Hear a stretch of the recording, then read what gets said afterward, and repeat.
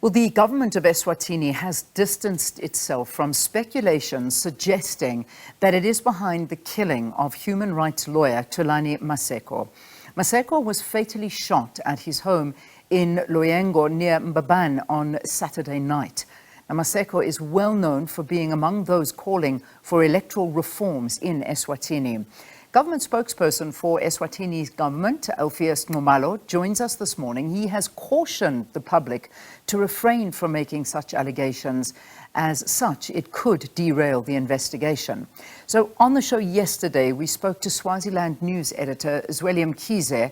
And before we get into the interview with Mr. Nxumalo, let's just remind viewers of what Mr. Maseko had to say. Interviewed Thando Kuthula Maseko, a sister to the late human rights lawyer Thulani Maseko, and of course we were supposed to speak to his brother, but the family decided that we must speak to the sister to the late human rights lawyer.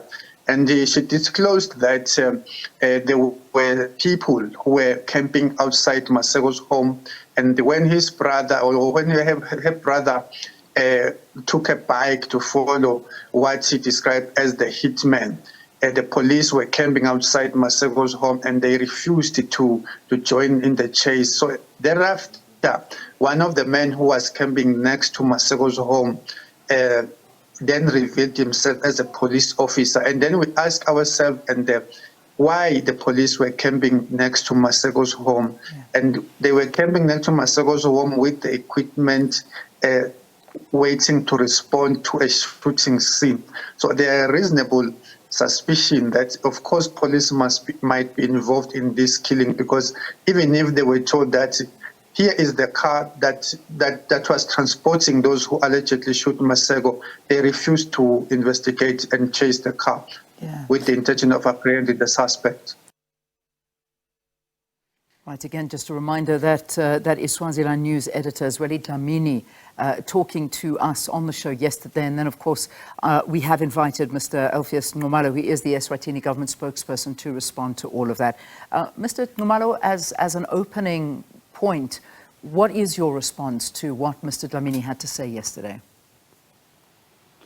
Well, Mr. Dlamini, really, I wouldn't want to dwell very much on the content of his interview, because I follow what he writes in his online newspaper.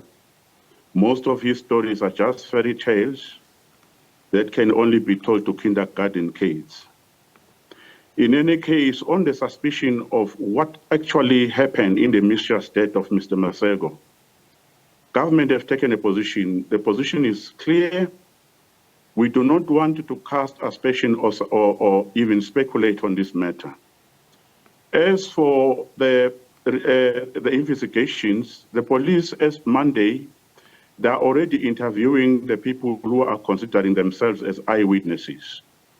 So if the content of what Zweli is telling you or have told you yesterday is substantial and is anywhere near the truth, the police would have already collected that data, because the stage where the investigation is now is that they are talking to people who were in the surrounding of Mr. Maseko's family, who might have a clue of what actually unfolded before the mysterious and painful death and killing of lawyer Thulani Maseko.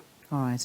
So you obviously investigations, as you say, are underway. You're speaking to witnesses, but there have been many allegations that, in a way, the police were involved in all of this. Do you have a response to that as well? What are you saying? Because there are claims out there that police officers that were seen there are escorts to King Mswati's hitmen, and they escorted him from the scene of the assassination. Who saw them?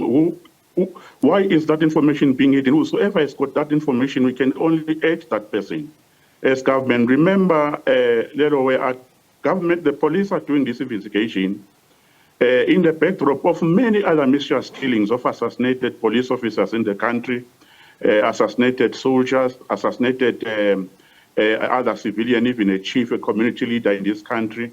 So we have always urged that anyone who has got information that will assist the police to have a breakthrough in these mysterious assassinations of our citizens, including Mr. Maseko, because the perspective of government is that this incident cannot be investigated in isolation.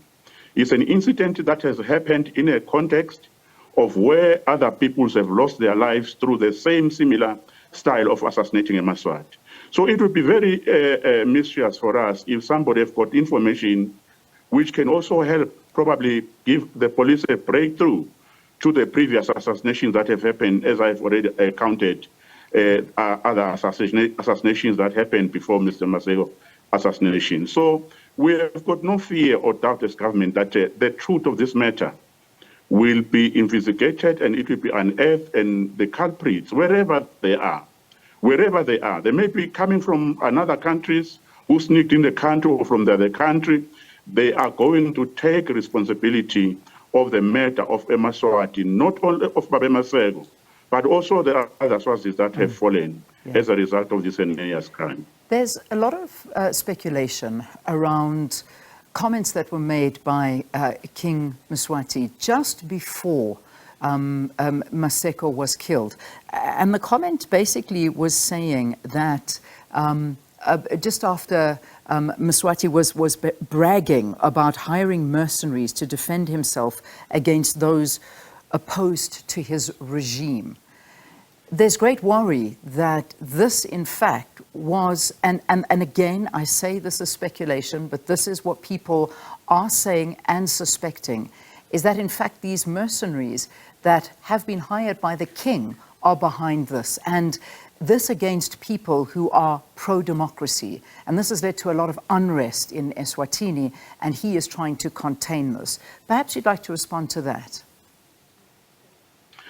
Well, it's very unfortunate that when people are desperate to promote their revolutionary goals and objectives, they can, on a very clear context and content of a speech, which His Majesty has made. His Majesty was very straight and cognizant to what he was saying. He said this is the year where he is urging that all the killings that have been taking place in this country must come to a halt.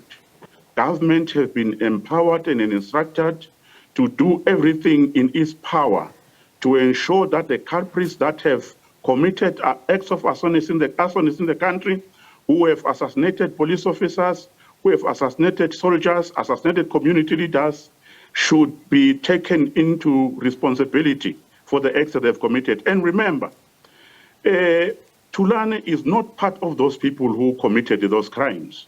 At least from the perspective of government, we don't believe that. So anyone who insinuates that His Majesty, by so saying, was actually issuing in order to kill people like Thulani, that would be a very unfortunate perspective from government's point of view. Yeah. It is loud and clear. Thulani is a victim of what His Majesty was saying a Maswati must begin to stop doing. Yeah. Thulani is not a perpetrator. But at the same time, Thulani was still involved in a court battle with the king with regard to the name change and saying that this money could have been used for much greater things because the people of Eswatini are struggling at the moment. There are many human rights violations. In fact, there are statements coming out from the AU. This was just yesterday, where they are condemning what is not the AU, the EU, I beg your pardon, the AU and SADC we're waiting to hear from, where they are basically calling this is a grave situation in Eswatini, and the tragic loss comes in a row of killings, arson attacks, and other violent acts, which has been destabilizing the country. So there is huge worry, even from the international community, that this is not going to be solved internally. This may need an external investigation. We have followed those statements the international community have made. Let me go back again to my point. Government treats lives equally. This matter case will not be investigated in isolation.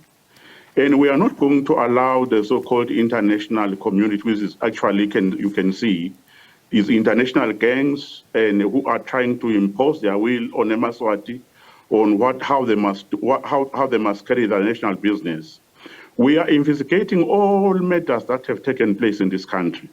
Mbabane Maseko's murder case is investigated the same way the others are being investigated. Okay. Remember, my sister, there is no life that is worth living than the other. Okay. They can't come here and tell us this life was more important than the life of the other person. Yeah, all right. And they must not impose, yes, they must not impose. We have got rules in the country, we have got legislations in the country, we have got professional police officers, which will do a thorough job. It is only when the report is out, yes, that probably international friends and concerned parties can come in and interrogate that report. I understand, Mr. Nxumalo. My time has run out with you, and there is so much more I want to ask you, including rumours that mercenaries are being hired right here in South Africa to come to Eswatini. One-word answer, is this true or false? It is false according to our perspective of government. Okay. We've got no mercenaries that are hired in the payroll of government. All right, we'll leave it there. Thanks for talking to us. Eswatini spokesperson Alpheous Nxumalo from the government responding to some of the allegations that have been made.